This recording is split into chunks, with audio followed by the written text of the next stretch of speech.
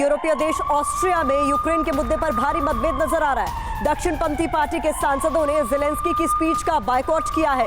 Zelensky की speech शुरू होते ही सीट छोड़कर चले गए सांसद। फ्रीडम पार्टी ऑफ ऑस्ट्रिया के सांसदों ने स्पीच का बहिष्कार किया है और इसी को लेकर कुछ जरूरी जानकारी आपके सामने जल्दी से हम रख देते हैं। ये तस्वीरें आप देख रहे हैं किस तरीके से उनकी स्पीच को सांसदों ने बॉयकॉट किया और वो संसद छोड़कर बाहर चले गए।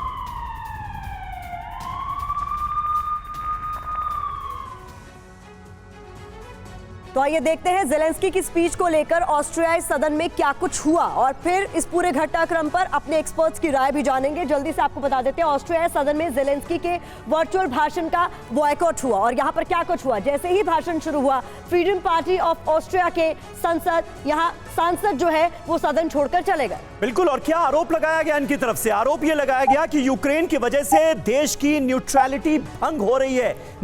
फ्रीडम ऐप से सीखकर क्या आपने मशरूम खेती शुरू की है क्या? अगर ऐसा है तो 1 करोड़ फ्रीडम ऐप के जो ग्राहक हैं उनको बिना किसी खर्चे के आप इसे बेच सकते हैं।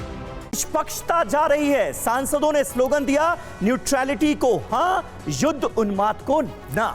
आपको बता दें इसके साथ ही सांसदों ने सीट पर कार्ड छोड़ दिया जिस पर लिखा था स्पेस फॉर पीस। ये साफ तौर पर वहां पर लिख कर गए हैं सांसद। बिल्कुल। और फ्रीडम पार्टी का मानना है कि ऑस्ट्रिया का न्यूट्रल स्टेटस कॉम्प्रोमाइज हो रहा है और ये बरकरार रहना चाहिए। यानी अलग अलग लेवल पर विरोध भी साफ तौर पर नजर आ रहा है। इस जंग में जिस तरह से दो धड़े बटे हैं, कोई किसी के साइड ले रहा है, कोई किसी का, इसको देखते हुए ये बहुत इंपॉर्टेंट है। मुकेश कौशिक जी, किस तरह से आप इसे देखते हैं? क्योंकि ये मामला सिर्फ ऑस्ट्रिया का नहीं है, जगह जगह से ऐसी आवाजें उठ रही हैं वेस्टर्न कंट्रीज में। और ये इवेंचुअली माना ही जा रहा था कि जो कंट्री इतने लंबे समय से दूसरों की मदद करती आ रही है, उनके भीतर से भी ये विरोध के स्वर उठेंगे, आज नहीं तो कल।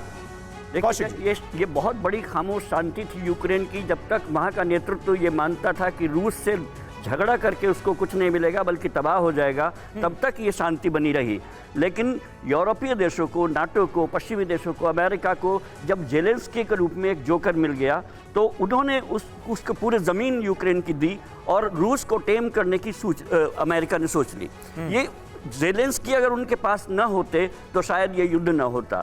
जहाँ तक रूस और चीन की दोस्ती का सवाल है, मैं इस पर एक छोटी सी चाइनीज का 1 साल से ज्यादा हो गए भले ही वेस्टर्न कंट्रीज की मदद से, लेकिन रूस जैसे ताकतवर मुल्क का सामना जेलेंस्की कर रहे हैं। अभी भी आप उनके लिए एक लफ्ज का इस्तेमाल कर रहे हैं, जोकर। बिल्कुल, क्योंकि वो खुद नहीं लड़ रहे हैं।